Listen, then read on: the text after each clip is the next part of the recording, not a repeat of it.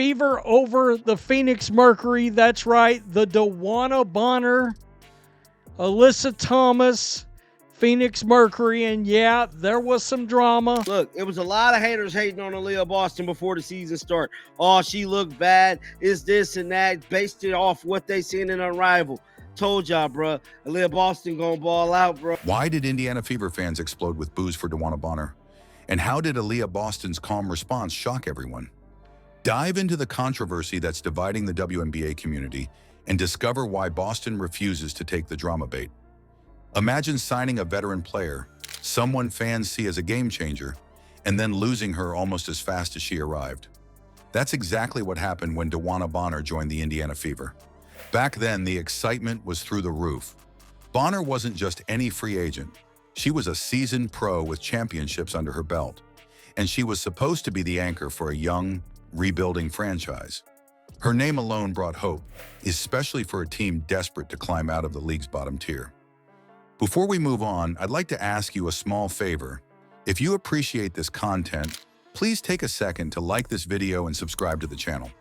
Over 98% of you watch the videos without subscribing.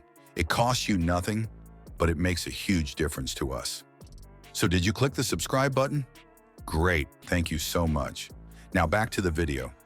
As a rookie, I knew you could be an all-star, but I never thought about being an all-star starter. It was an amazing feeling, though, to go to Vegas and be in that game. Made really good decisions, had each other's back. Highest level of consistent communication we probably had all year. But things didn't go as planned. Bonner barely unpacked her bags before things unraveled. 9 games. That's all she played for the Fever before stepping away, saying the fit wasn't right. On paper, it sounds professional, but to fans, it sounded like an excuse. She was brought in for her leadership on and off the court, yet she left the team mid-season, leaving them scrambling without her expertise.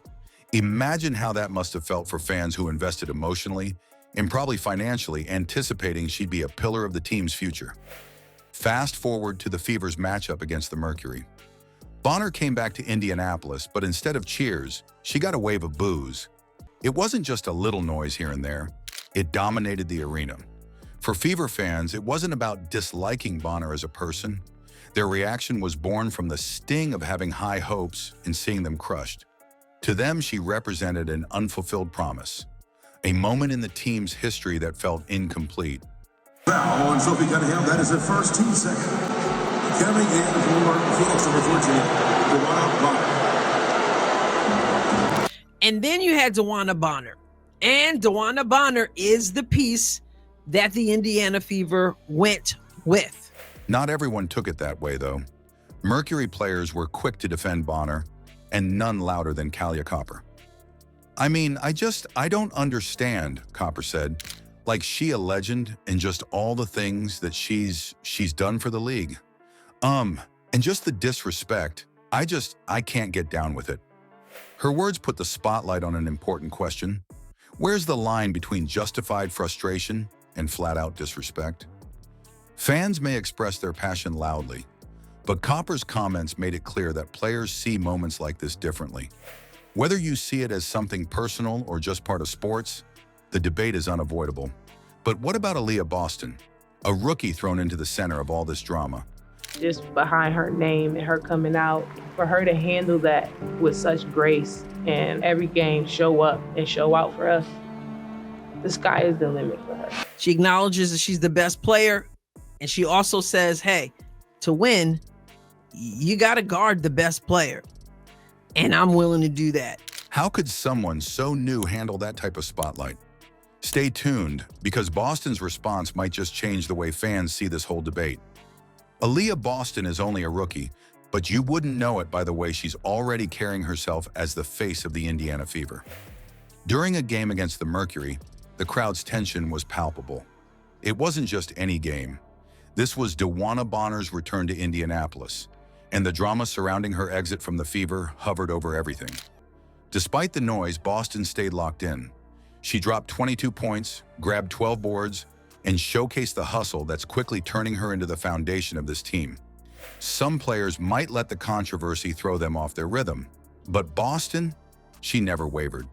The real twist came after the game.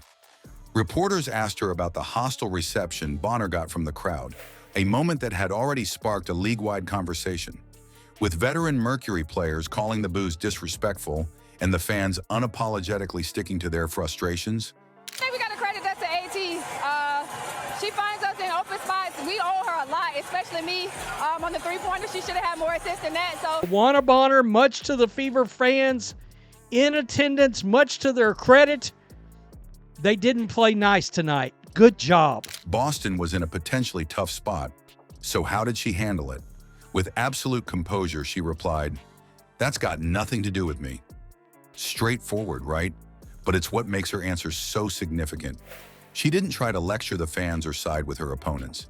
Instead, Boston respected the crowd's emotions, saying they did what they chose to do and kept herself focused on her role as a player.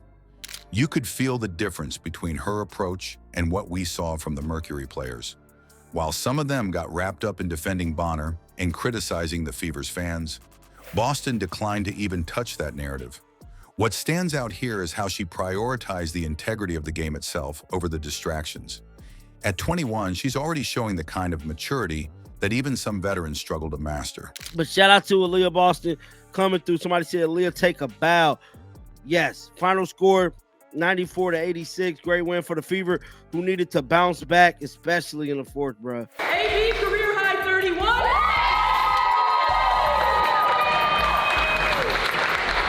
There's no finger pointing, no drama, just results on the court and a focus on the team's bigger goals. Boston's handling of the situation wasn't just a one-off moment of media savvy, it's a glimpse of what she might mean for this franchise in the long run. By keeping her head down and staying out of the noise, she's proving she's not just a star in the making. She's a leader. And for a team like the Fever, that could make all the difference moving forward. Aliyah Boston's reaction wasn't just about avoiding the drama. It was a display of what the WNBA needs more of. By choosing professionalism over pettiness, she set an example not only for rookies, but for veterans too. I had to learn. I had to figure out these moments. I had to grow through the losses that we took in the playoffs, and now I feel like I'm better and I understand it a little bit more. You want fans booted out of arenas, but it's okay for you to talk shit? Question mark? We got a little double standard action going on in this league. The Fever's fans showed their passion in that moment, but Boston reminded everyone why we watch this sport in the first place, for the greatness that happens on the court. Her composure and performance spoke louder than any controversy. If you're not already keeping an eye on her, now's the time. This is the kind of leadership that could change the future of the Fever.